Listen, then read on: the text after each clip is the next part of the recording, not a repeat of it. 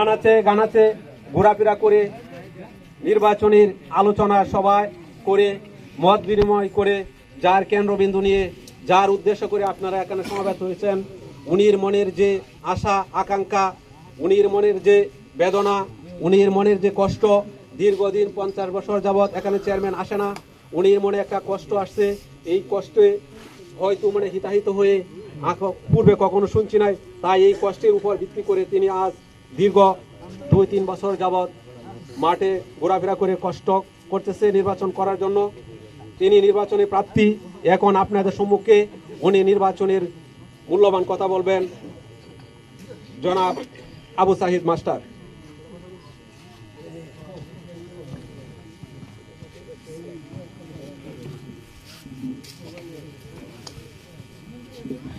সাত নং গাঁওকান্দি ইউনিয়নের 1 নং ওয়ার্ডের নির্বাচনী মতবিনিময় সভার আজকে সম্মানিত সভাপতি, উপস্থিত আছেন অত্র এলাকার সম্মানিত মুরব্বিয়ান, আমার সমবয়সী বন্ধুবান্ধব ভাইয়েরা এবং আমার স্নেহের ছোটরা, আসসালামু আলাইকুম। আপনারা জানেন আমাদের এই এলাকা, পশ্চিম এলাকা দীর্ঘদিন যাবৎ বঞ্চিত। বলতে গেলে আমাদের এই এলাকাটাকে আলাদা একটা এলাকা হিসেবে বিবেচনা করা হয়। আমি শুনি আর কি বলে যে পশ্চিম পাকিস্তান হিসেবে নাকি, অর্থাৎ কথায় এবং কাজে সব দিক দেয় মানে একেবারে বঞ্চনার শিকার আমরা। আজকে যারা আমরা এখানে আছি সবাই হলো বঞ্চিতদের একাংশ। তো যাই হোক, আমাদের এই আটলা, নন্দেশ্বরী, বাদুয়া, বিশেষ করে এই পশ্চিম এলাকা একসময় খুবই নামি দামি এলাকা ছিল, ঐতিহ্যবাহী এলাকা ছিল, অনেক জ্ঞানী গুণী লোক ছিল এখানে, সুপরিচিত অনেক ব্যক্তি ছিলেন। তারা আজকে দুনিয়াতে নাই, কিন্তু আজকে আমাদের এত আমরা এই পর্যায়ে আছি যে আজকে মানুষ আমাদেরকে ঘৃণা করে, আমাদেরকে বিনিময়ে বিক্রি হয়ে যায়, এসব বিভিন্ন অপবাদ দেয়। আজকে আমরা এই পর্যায়ে আছি। অথচ আজকে বিগত দিনে এখানে শমশের চেয়ারম্যানের মতো চেয়ারম্যান ছিল, জলিল চেয়ারম্যান ছিল। হ্যাঁ, এই কারণে মনে করেন যে যারা মেম্বার ছিল তারাও ছিল চেয়ারম্যানের সমমান। হ্যাঁ, তাহলে আমাদের ঐতিহ্য আমরা ধরে রাখতে পারি না। কি কারণে? আমরা আমাদের আচার আচরণের কারণে, চরিত্রের কারণে। যাই হোক, দেশ স্বাধীন হয়েছে আজকে কয় বছর হয়েছে? 55 বছর। এই 55 বছরের মধ্যে আমাদের এই এলাকায় কোনো চেয়ারম্যান নাই। এটা অত্যন্ত দুঃখের বিষয় এবং পরিতাপের বিষয়। এটা কিন্তু একেবারে ছোটখাটো সময় না, আমাদের এখন তখনও জন্মই হয় নাই, আমরা এখন বুড়া হয়ে যেতেছি। তো যাই হোক, এর মাঝে হয়তো অনেকে চেষ্টা করেছেন, আমাদের জ্যোতি মামা চেষ্টা করছেন চেয়ারম্যানের জন্য, খালেদ মামু চেষ্টা করছেন, আব্দুল সাত্তার ভাই চেষ্টা করছেন, আমরা এদিকে আইজুল কাকা উনিও চেষ্টা করছেন, কিন্তু হয়তো ওনারা ব্যর্থ হয়েছেন। তবু ওনাদেরকে সাধুবাদ জানাই। চেষ্টা করতে হয়, যে কোনো কাজের জন্য চেষ্টা করতে হয়, চেষ্টা না করলে কোনো কিছু অর্জন হয় না। তো যাই হোক, চেষ্টা করেছেন, কিন্তু আজকে 20 বছর যাবৎ সেই চেষ্টাটাও বন্ধ হয়ে গেছে। সেই চেষ্টাটাও বন্ধ হয়ে গেছে। মনে হয় যে আর সম্ভব না, এইদিকে মনে হয় আর চেয়ারম্যানই আনা সম্ভব না। কেন সম্ভব না? এইখানে আজকে মনে করেন যে এই যে এইদিকে পাশাপাশি কয়টা ওয়ার্ড আছে? 3টা ওয়ার্ড আছে। আমাদের বাদু ওয়ার্ড প্রায় 5000 ভোটের ওয়ার্ড, আটলানন্দশ্বরী হাজার দেড় প্রায় 2000 ভোট, দুবরাজপুর আছে প্রায় 3 থেকে 3500 ভোট। এরপরেও আমরা হতাশ, আমরা সাহস করি না। এইগুলি আমি দীর্ঘদিন যাবৎ পর্যবেক্ষণ করতেছি, দীর্ঘদিন যাবৎ পর্যবেক্ষণ করতেছি যে গাঁওকান্দা যারা চেয়ারম্যানি করতেছে তাদের যে যোগ্যতায় চেয়ারম্যানি করে, এইরকম যোগ্যতার সম্পর্ক লোক কি আমাদের এলাকায় নাই? তাহলে আমরা সাহস করি না কেন? এটা আসলে আমাদের মানসিক দৈন্যতা, আমরা সাহস করি না। কিন্তু সাহস করলে ঠিকই চেষ্টা করতে করতে করতে করতে এক সময় কিন্তু সফলতা এসে যায়, যে কোনো জিনিস যত কঠিনই হোক। কিন্তু আজকে 20টা বছর আমরা কোনো প্রার্থীতে আমরা এই এলাকায় দিতে পারিনি। সেই হিসেবে আমি 2008 সাল থেকে প্ল্যান নিই যে নির্বাচন করতে হবে। আমি হয়তো তখন প্রকাশ করি নাই, কিন্তু আমি বিভিন্নভাবে চেষ্টা করছি এলাকায় ঘুরিয়ে ফিরিয়ে মানুষের সাথে কথাবার্তা বললে নিজেকে একটু পরিচিত করার জন্য।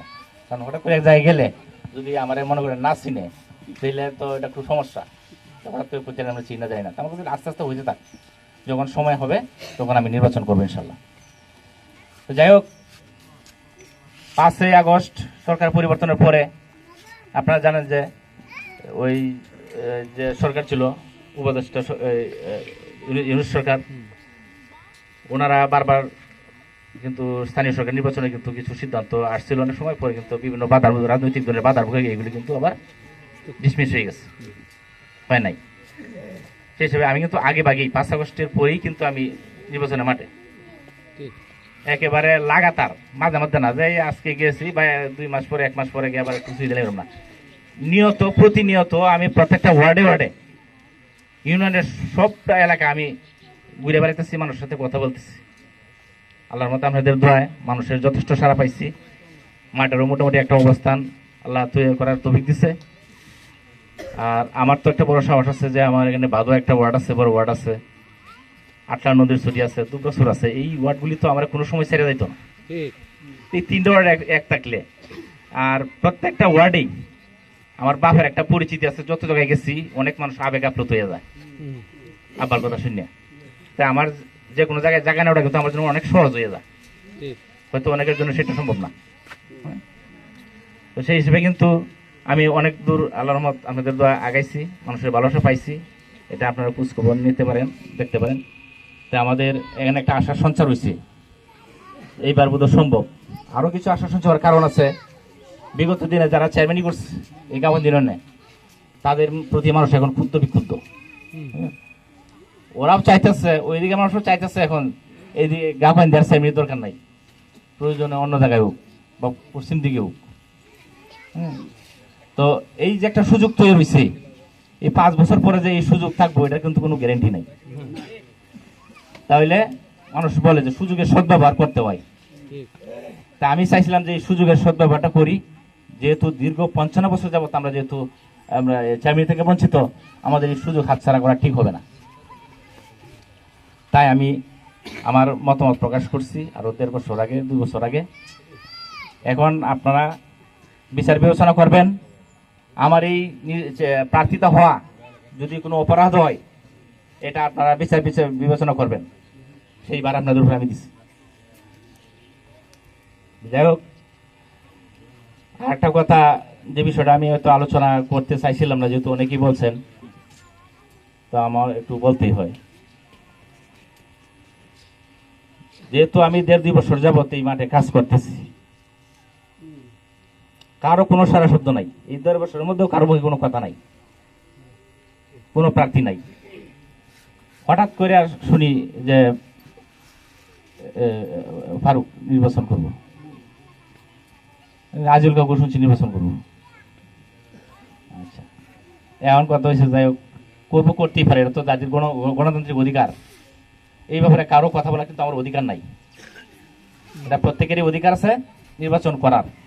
আর যদি বলেন যে আলোচনার মাধ্যমে করতে হয়, তাহলে আমি যেহেতু 1.5 বছর আগে থেকে মাঠে কাজ করতেছি, পরামর্শটা আমার কাছে যা করা উচিত ছিল যে আমিও নির্বাচন করতে চাই।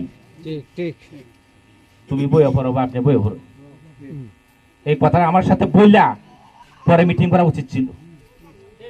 আর যদি মনে করে যে না, এইসব আলোচনার প্রয়োজন নাই, আমি যথেষ্ট, তাহলে এটা তার অধিকার আছে, সে করতে পারে। এখন সেই বিচারের কিন্তু দায়িত্ব কিন্তু আপনাদের।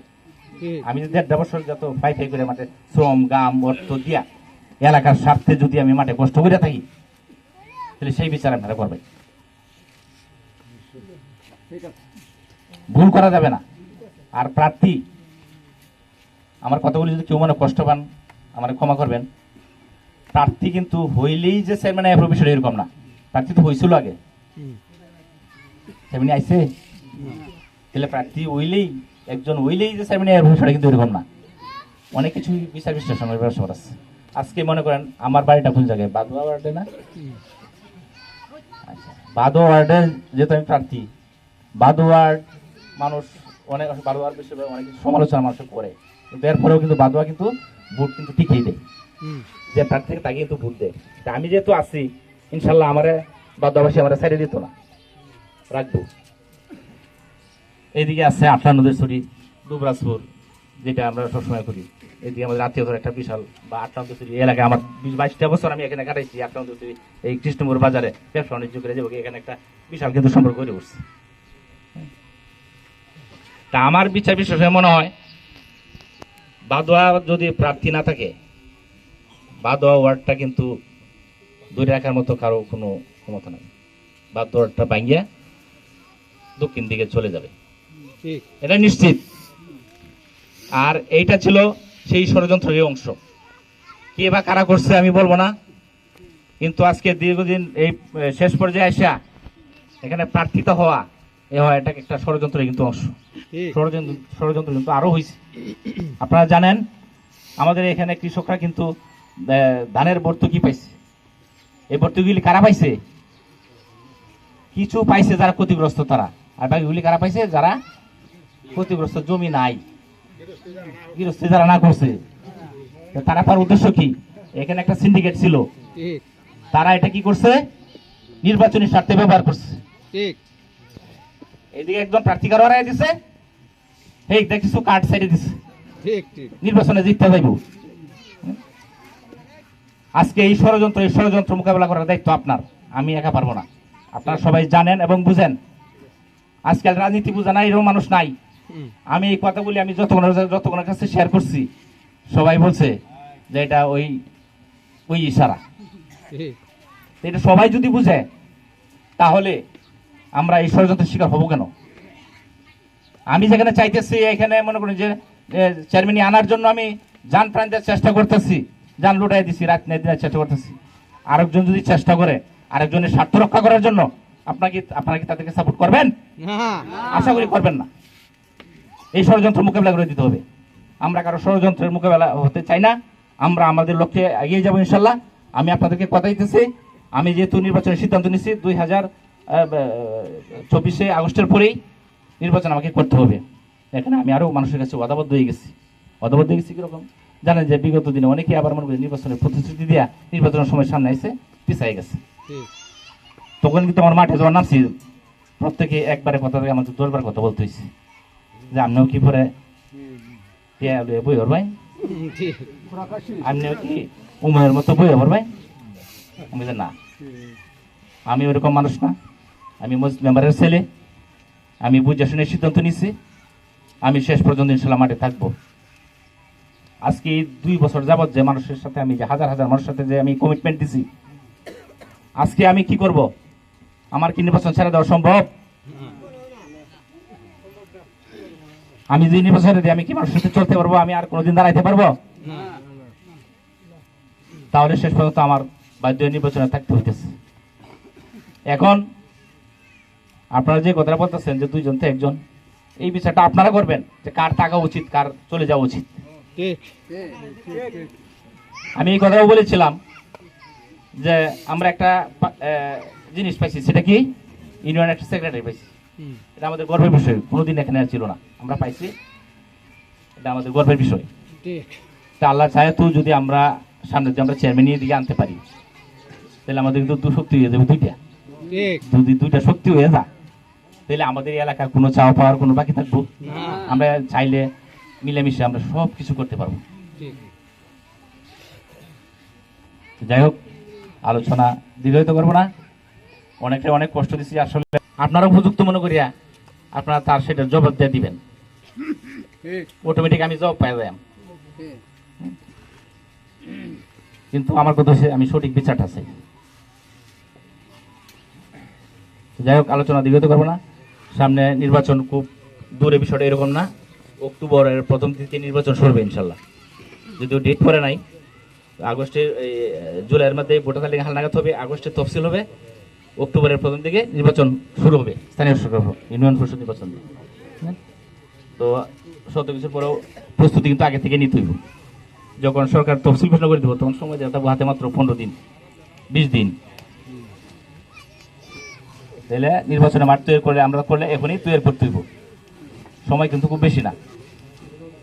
তো আমরা কোনো বিভ্রান্তে না পড়িয়া, কোনো মানে হিংসা বিদ্বেষে না পড়িয়া এলাকার স্বার্থে, দেশের স্বার্থে একটা পরিবর্তন আনি না, একটা ইতিহাস পরিবর্তন হোক। তো কষ্ট লাগে, 55 বছর আমি হিসাবে মিলাইতে পারি না। তো আপনাদের কাছে সবার কাছে দাবি, আপনারা সবাই জানেন, সবাই জ্ঞানী মানুষ, এখানে মুরব্বী আছেন, আপনাদের বিবেচনা করে রাখিয়া সবার সুস্বাস্থ্য এবং দীর্ঘায়ু কামনা করিয়া আমার সংক্ষিপ্ত বক্তব্য শেষ করছি। আসসালামু আলাইকুম।